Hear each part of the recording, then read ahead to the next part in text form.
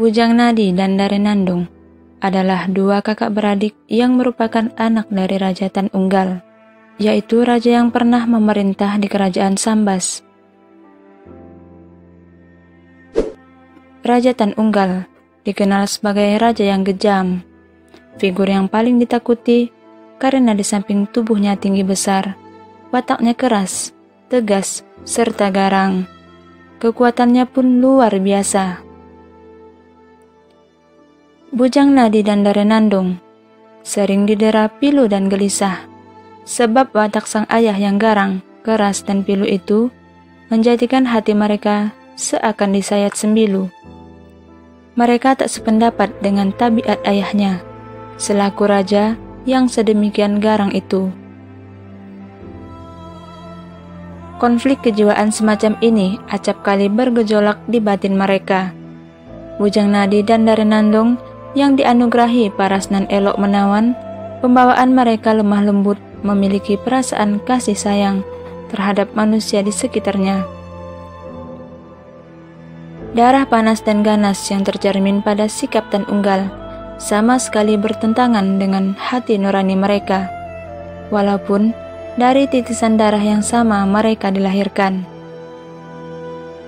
Berdasarkan versi lain, pada suatu kejadian, ketika Bujang Nadi dan Darenandong sedang asyik bermain di taman istana, tanpa sadar mereka diintip oleh seorang pengawal istana.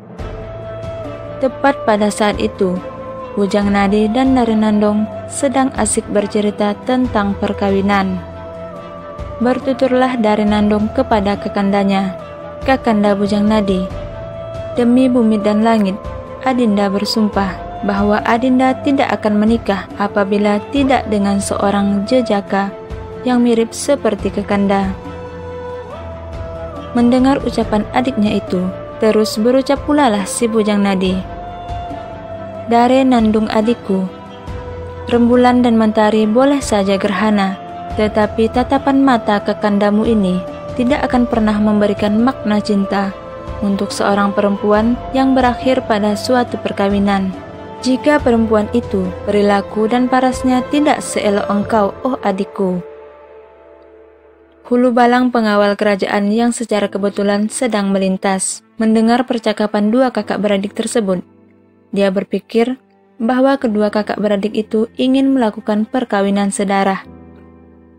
Tanpa berpikir panjang, sang pengawal kerajaan pun melaporkan kejadian tersebut kepada Raja Tan Unggal. Raja Tan Unggal sangat terkejut. Ia merasa malu dengan kejadian tersebut.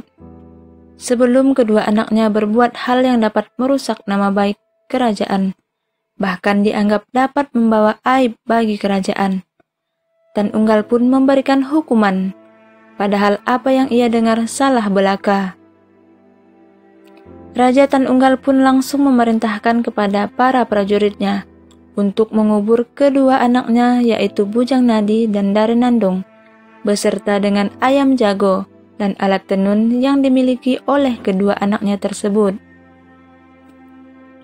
Kemudian kedua kakak beradik itu dikubur hidup-hidup di salah satu puncak bukit kecil yang agak jauh dari kawasan istana, yaitu Pegunungan Sebedang sekarang.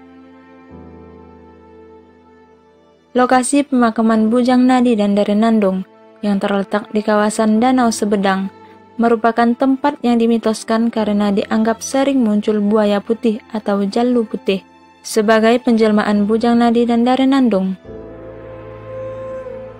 Pada tahun 1963, di areal makam tersebut pernah dilakukan penggalian. Namun, tim belum berhasil mendapatkan data, terutama data tertulis mengenai lokasi makam, karena dianggap belum meyakinkan.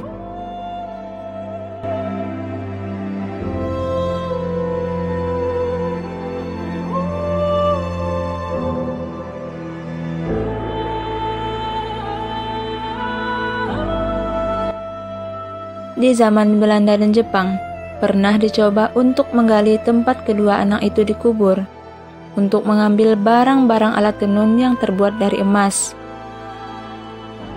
Tetapi baru sekali dua cangkul, Tanah yang digali itu tertutup seakan tidak memberi kesempatan kepada manusia untuk mengambilnya. Dan kadang-kadang orang mendengar suara kokok ayam yang berderai-derai dari dalam bukit atau bunyi gemeruntung alat tenun pada malam hari, seakan memberi tanda tanya kepada penduduk setempat, benarkah ayam berkokok itu kepunyaan Bujang Nadi? Dan gemeruntung bunyi alat tenun itu kepunyaan Darenandung.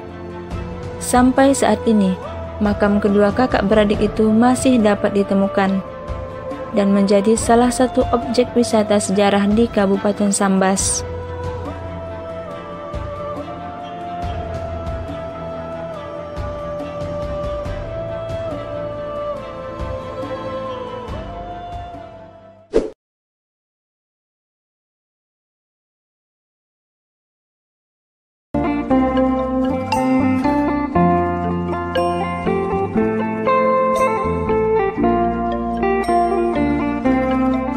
Salah satu tokoh yang diberi gelar pahlawan nasional pada Hari Pahlawan tahun 2018, yaitu Pangeran Muhammad Noor. Noor merupakan tokoh yang berasal dari Kalimantan Selatan. Dia adalah orang yang menjadi gubernur pertama Kalimantan setelah Indonesia merdeka dan dibagi dalam 8 provinsi pertama. Muhammad Noor adalah keturunan keluarga kerajaan di Kalimantan Selatan yang merupakan cucu dari cucu Raja Banjar, Sultan Adam Al-Watsik Billah. Pria kelahiran 24 Juni 1901 ini dikenal sebagai pejuang kemerdekaan di tanah Borneo. Pada masa penjajahan, Muhammad Noor pernah menjadi wakil Kalimantan dalam Volksraad pada masa pemerintahan kolonial Hindia Belanda, menggantikan ayahnya, Pangeran Muhammad Ali. Dia menjadi wakil Kalimantan pada periode 1935 hingga 1939.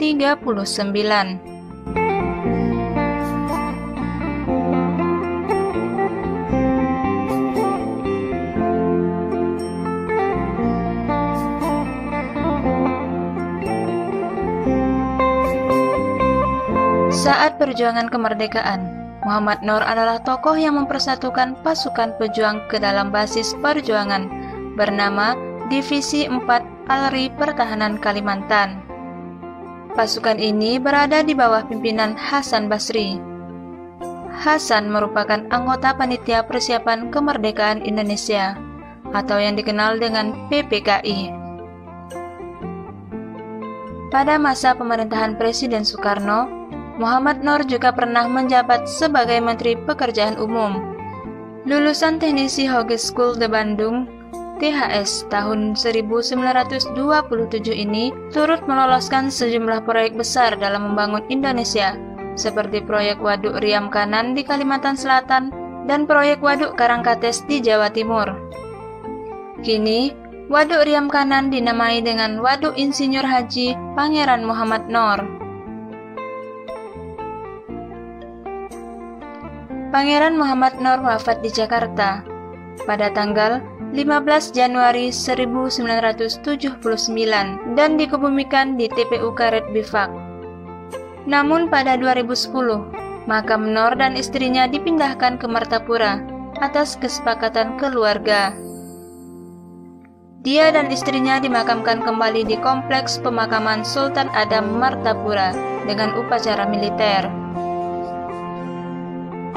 Muhammad Noor dianugerahi gelar pahlawan nasional pada masa pemerintahan Presiden Joko Widodo tahun 2018 berdasarkan keputusan Presiden Republik Indonesia nomor 123/TK/tahun 2018 tentang penganugerahan gelar pahlawan nasional tertanggal 6 November 2018. Nah, sahabat Pedia, itulah gubernur pertama Pulau Kalimantan setelah Indonesia merdeka yang dulu bernama Borneo.